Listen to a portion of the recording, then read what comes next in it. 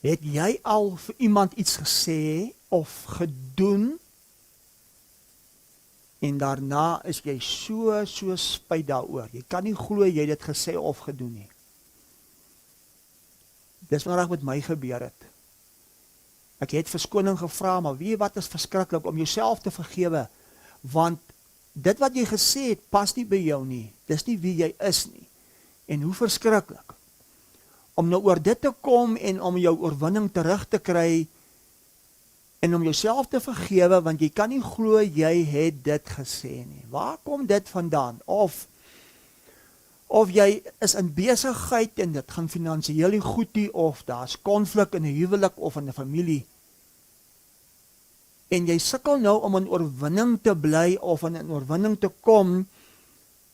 Die probleem is, ons vyfsintuigwêreld neem soms oor en ons omstandighede en ons situasies boelie ons soms en dan gebruik ons nie die ware jy as ons Christus denke nie.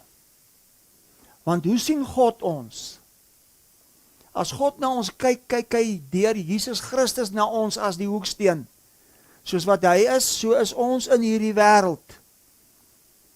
En buite hierdie raamwerk van Jesus Christus, hoe ek en jy onsself sien, is eintlik 'n leuen wat ons leef en is eintlik 'n illusie.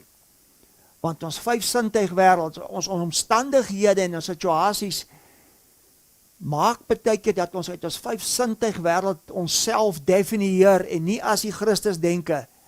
Die ware ek en jy hoe God ons sien nie. Want Jesus Christus is ons raamwerk. Soos ek gesê het, soos wat hy is, soos ek en jy. En ek wil vandag 'n kort boodskap bring oor 'n goeie fondasie om vir my en vir jou te help om as oorwinnaars te bly en uit hierdie dimensie te leef as oortuiging. Kyk gou wat sê 1 Johannes 4. Kom ons begin gou daar. Om 'n lekker fondasie te lê, om vir my en vir jou te help om uit wie ons eintlik is, soos wat hy is, te leef as die ware ek en jy, die Christus denke.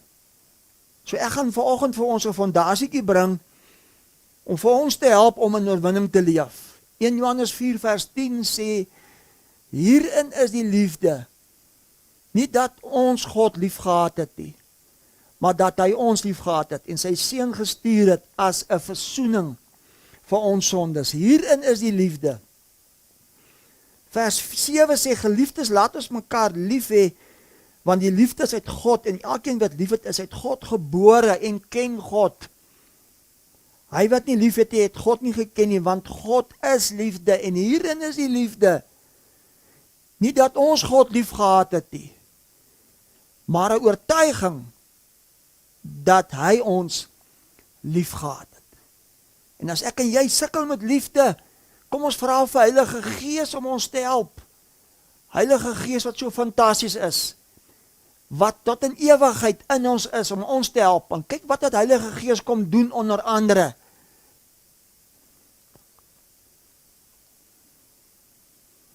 Kyk gou wat sê Romeine 5. Romeine 5 vers 5. En die hoop beskaam nie, omdat die liefde van God in ons harte uitgestort is, deur die Heilige Gees wat aan ons gegee is. Dankie Heilige Gees. Kom ons definieer gou hierdie liefde van God. Kom ons gaan terug na 1 Johannes 4. Kyk wat sê 1 Johannes 4 vers 18. Daar is geen vrees in die liefde nie. Daar is geen vrees in die liefde nie. Die volmaakte liefde dryf vrees buite, want vrees sluit straf in. En hy wat vrees, het nie volmaak geword in die liefde nie. My vriend en my vriendin, as ek en jy sê, God straf ons, dan is God nie volmaakte liefde nie, want in hierdie liefde is geen vrees nie, want vrees sluit straf in. Dis hoe lief God ons het, dat selfs Heilige Gees daai liefde in ons harte kom plaas het, sodat ek en jy as 'n oorwinnaar kan leef in hierdie wêreld, en ons moet uitvind hoekom. Kyk gou wat sê ou Paulus in Romeine 8 oor hierdie liefde. Kyk gou wat sê Paulus in Romeine 8 oor hierdie liefde. In Romeine 8 sê Paulus iets kosbaars. Hy sê, Wie sal ons skei, vers 35, Romeine 8:35, wie sal ons skei van die liefde van Christus? Verdrukking of benoudheid of vervolging of honger of naaktheid of gevaar of swaard? Vers 37, in al die dinge is ons meer as oorwinnaars deur hom wat ons lief gehad het. Met ander woorde, hierin is die liefde, nie hoe lief ek en jy God gehad het, maar hoe lief hy ons het. Want God sien vir my en vir jou as 'n oorwinnaar, en ons moet uitvind hoekom.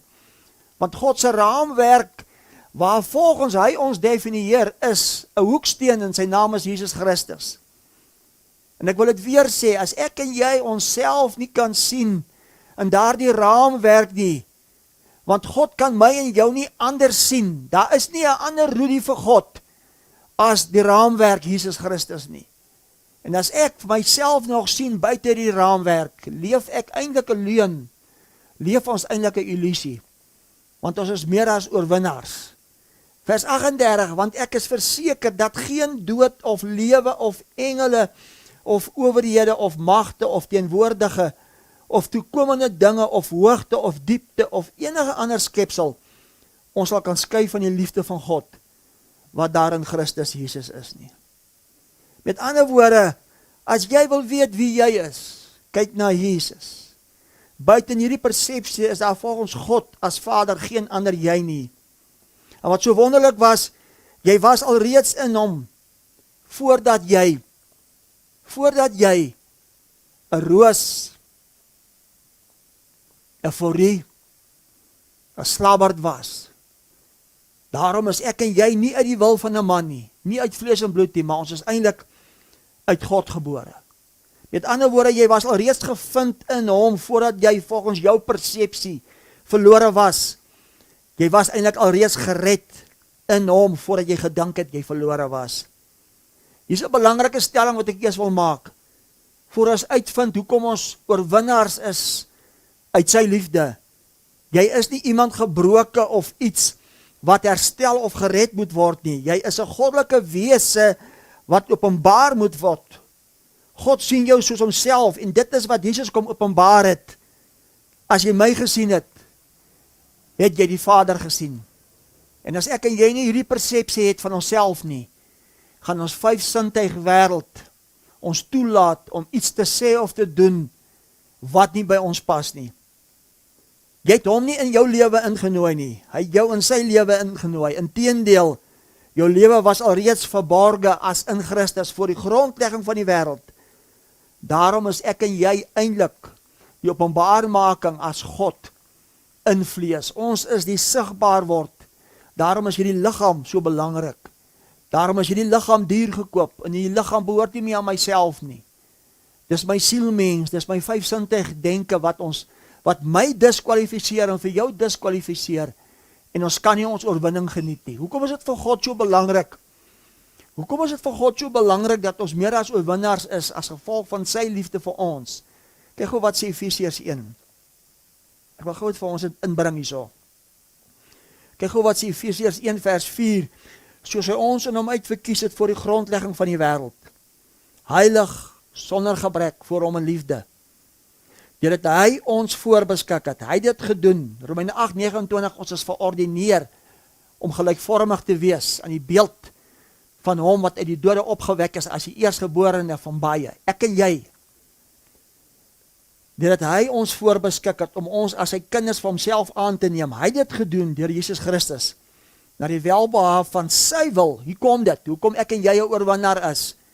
Tot lof van die heerlikheid van sy genade, waarmee hy ons begenadig het in die geliefde. Met ander woorde, ek en jy is op die aarde tot lof van sy heerlikheid. Daarom maak Paulus 'n stelling, die hoop van hierdie heerlikheid is Christus in ons. O Habakuk sê, die heerlikheid sal die aarde bedek, die kennis van hierdie heerlikheid sal die aarde bedek, soos die waters die seebodem.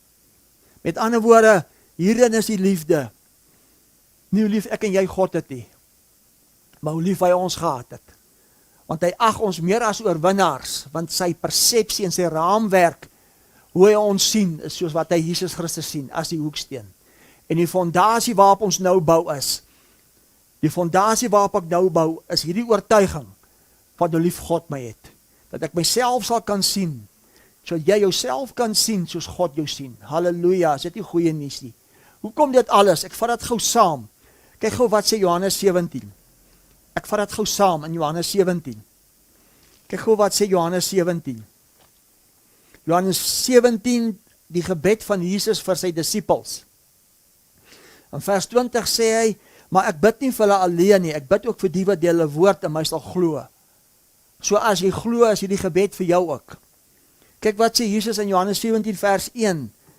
Dit het Jesus gespreek en hy het sy oë na die hemel opgehef en gesê, Vader, die uur het gekom, verheerlik u seun, sodat u seun u ook kan verheerlik.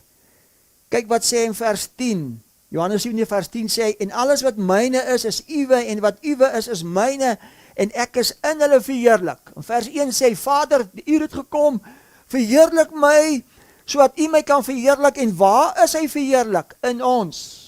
Die Aramees sê, en alles wat myne is uwe, en wat uwe is myne, sodat ek deur hulle, deur ons verheerlik kan word. Mense, is dit nie fantasties nie? Daarom is die hoop van die heerlikheid, Christus ons. Net vir interessantheid gou, ek wil gou 'n profesie net bring wat reeds volbring is. Kyk gou wat sê Jesaja 40 oor dit. Kyk gou wat sê Jesaja 40 oor dit. Net vir interessantheid gou. Jesaja 40 vers 5 sê, en die heerlikheid van die Here sal geopenbaar word. Luister nou mooi. En alle vlees tesame sal dit sien, want die mond van die Here het dit gespreek. Dit is hoekom ek en jy 'n oorwinnaar is, my vriend. Deur die liefde van hom, van my en vir jou as mens. Ek en jy is ingesluit. God die Vader, die Seun en die Heilige Gees. Ons is ingesluit as die Seun. Halleluja. Is dit nie 'n voorreg nie? Is dit nie wonderlik is, sodat ek en jy nou hierdie identiteit kan leef, as die denke van Christus, die ware ons, sodat ons onsself kan sien soos God ons sien. Dit gou interessant, ek kyk gou wat sê Jesaja 45. En dis alles op die aarde, dis tot lof van sy heerlikheid, en dis op die aarde. Jesaja 45 vers 18 sê hy, want so sê die Here wat die hemele geskaap het, hy is God, wat die aarde geformeer en dit gemaak het, hy het dit bevestig, luister mooi, hy het die aarde nie gemaak en bevestig en geskape om woes te wees nie, maar dit geformeer om bewoon te word. Ek is die Here, en daar is geen ander nie. Met ander woorde, mense, dis op die aarde. As ons rondom ons kyk, hoekom lyk dit soos dit lyk? Want die mens het nog nie uitgekom by die ware jy nie. Ons leef ons omstandighede, ons leef ons situasies, ons leef ons vyfsintuig denke. Ons leef uit ons sielmens en nie uit die Christus denke as die geesmens. Die ware ek en jy nie, gebore uit God. Terug na Johannes 17 toe. Kyk nou wat sê vers 2, alle vlees sal het sien.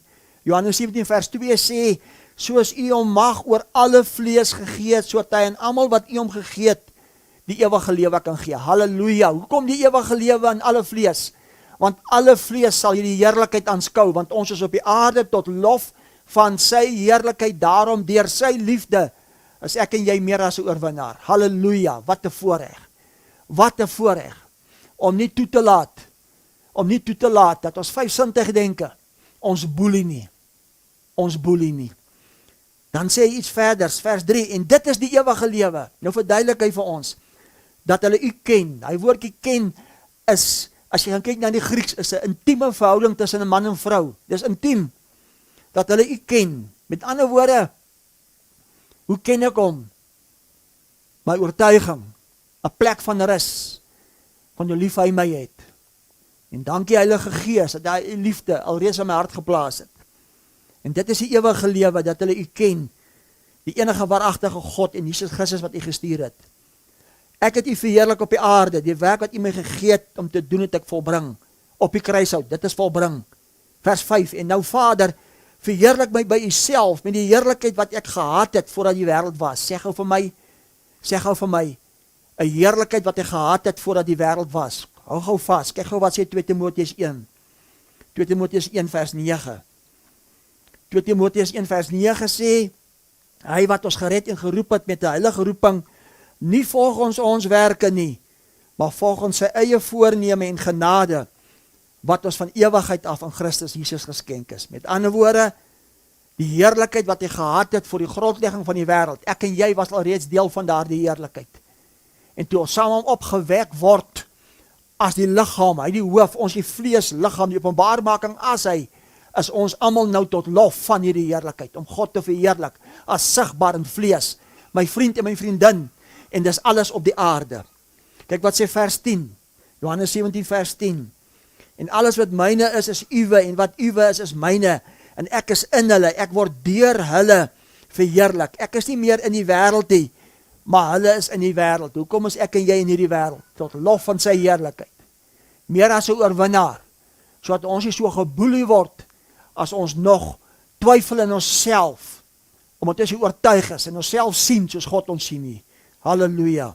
Kyk wat sê in vers 15, ek bid nie dat u julle uit die wêreld wegneem nie, o Gats, dat u julle van die bose bewaar. O Gats, Jesus bid dat ons nie uit die wêreld weggeneem moet word nie. Dis teenstrydig met dit wat ons as die kerk glo, my vriend en my vriendin. Hoe verskriklik. Dan sê hy is kosbaars.